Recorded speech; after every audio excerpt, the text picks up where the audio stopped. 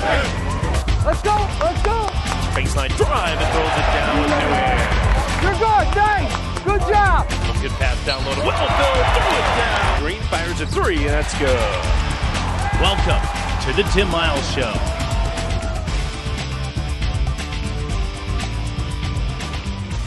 Well, welcome everybody to another edition of the Tim Miles Show here, along with the coach Tim Miles, Brian Roth with you.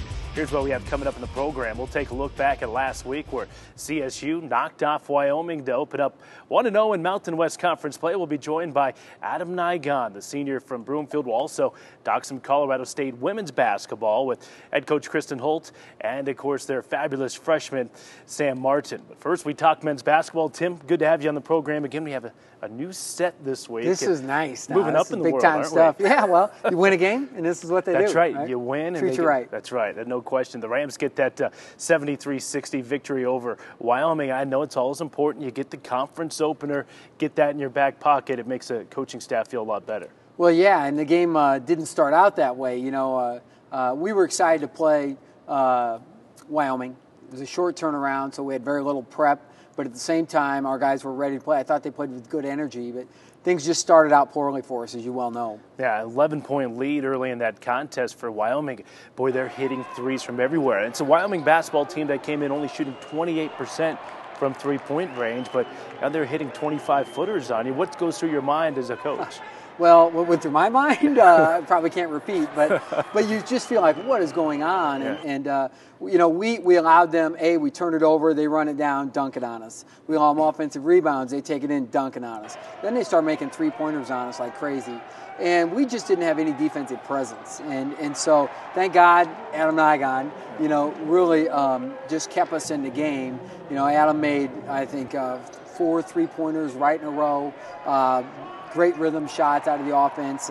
Wyoming's running some of their zone at us, and Adam really did a nice job getting us, keeping us to hang around in that first half. Yeah, I mentioned it was an 11-point game early in that first half and ended up being a 13-point game with 5 minutes to go. But without Nygon, that could have been up to 20 easily with the way things were going. At any point early in the game, do you think, boy, you know, that Appalachian State game still with us here some 3 days later?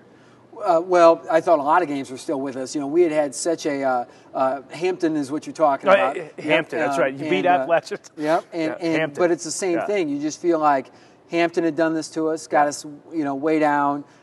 Southern Miss had got us way down. App had got us way down. San Francisco had got us way down, all the same way. And you just feel like, what is going on? How do we break this cycle and whatever it might be? And we did. But we started getting defensive stops the last 5 minutes of the half. Really played well the last 5 minutes of the half, and really played well with a bunch of bench guys. Yeah, it really was a story of 2 games. It was the first 15 minutes of the game, and then the last 25 minutes. You guys are down 39-26, 5 minutes to go. I know as a staff, you're probably thinking to yourself, we got to make a run to get a little momentum going into halftime, and you did. Well, I was just, let's get it, you know, manageable at halftime. Let's get it 6-8 point game, cut this lead in half or whatever it might be. And here we got it all the way down to 2. And that was a victory in itself. Just, but we quit turning it over. We started to look like a team. We got the ball inside some, still made some outside shots, and we got defensive stops.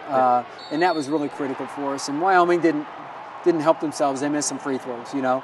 And J.D. Lester went in and hits one off the backboard first, and he's a guy that's one of the top 5 free throw shooters in the conference. So it's just the way it is on the road. It's difficult winning on the road. 39-37 after the 11-0 run by the Rams to close out the first half, and then you guys come out on fire in the second half. You could score 5 straight in the opening 20 minutes, and when all was said and done, it was a 27-6 run over the span of about 11 minutes. And as Heath Shore, your Wyoming coach, said after the game, that was the difference. That was the game. Well, there was a lot of different things that happened. Once we got the ball inside, we got it to Andy and Travis kind of, you know, played off each other. They did a good job.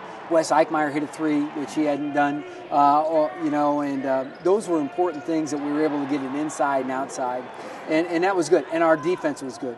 You know, we stopped penetration. As Wyoming started to penetrate more and more, we were able to create steals and easy scoring opportunities for ourselves, too. I recall one where it was a 5-point game. We get a quick rebound, outlet to Wes Eichmeyer. He hits a 3 right in front of our bench to put us up 8. It was a big-time play. We had another play where shot clock's running down. It's a broken play. And I think Dorian Green hits a 3. Andy Ogaday hits a 3 in the corner. Those are all big plays by a lot of different people. And that's what happens. You know, in the first half, our bench guys stepped up, did a great job. Maurice Wiltz, Greg Smith, Will Bell made big-time defense plays, took a charge, blocked a shot. And then we kind of got clicking on offense, and that was enough for us to lead pretty comfortably the last 10 minutes of the game. Yeah, talk a little bit about Mo Welts, the freshman. Hasn't seen a ton of playing time for you. Saw a lot in the Dominican game out there in San Francisco, but here's a freshman, and he's playing key minutes in a big conference game. Well, yeah, Mo's been in waiting, you know, like a lot of those guys, just getting it, waiting for their chance. And this one was out of spite. Wasn't pleased with some of the play of some of those guys that have been playing. So give the freshman a chance, whether it be a conference game or whatever. We need people who step up and make plays. And Maurice did a nice job. He wasn't great, but he did a nice job.